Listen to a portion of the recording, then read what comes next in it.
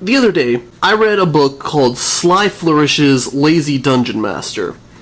And it was a book about advice for dungeon masters who don't want to spend as much time preparing for their Dungeons & Dragons games. I actually found a really nice piece of advice in the book that I wanted to share with you guys. It's really sort of like a pair of advice, but the crux of it is note cards. Use note cards to prepare your game. And when you're preparing something on your note card, you generally want to include like 3 things on there.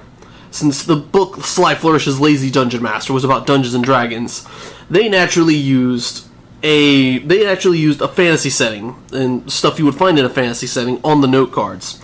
Like you list 3 potential places on a note card with 1 or 2 details in just a single sentence. You have 3 sentences on your note card. Like, one of the examples they used was a salt mine. It was a city with a salt mine nearby. And maybe another city that's like the capital city with corrupt guards. And there's a third city that is like a farming outpost that's just like a farming outpost that's had some trouble recently with perhaps like goblins or something. And then from there, you could write down 3 things that are going on in the world, like goblin raids, bandit attacks, and maybe like zombies or something that are coming around. And you could write all those on a note card, and like what might be causing those, what might the source of those problems be. And also just 3 NPCs that are in each of those cities that you might want the players to go to.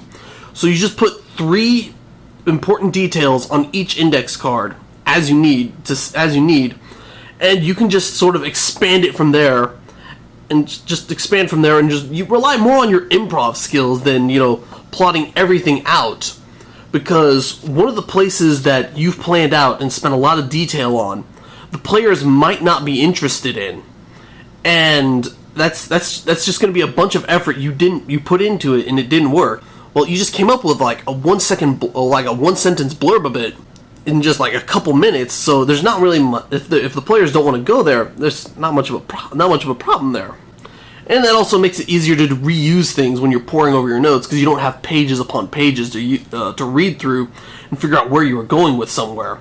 I noticed that that's actually sort of a problem that I had. I like over prepare and then suddenly something winds up not getting used, and well, that's just time I'm never going to get back. So once again, the book is called Sly Flourish's Lazy Dungeon Master.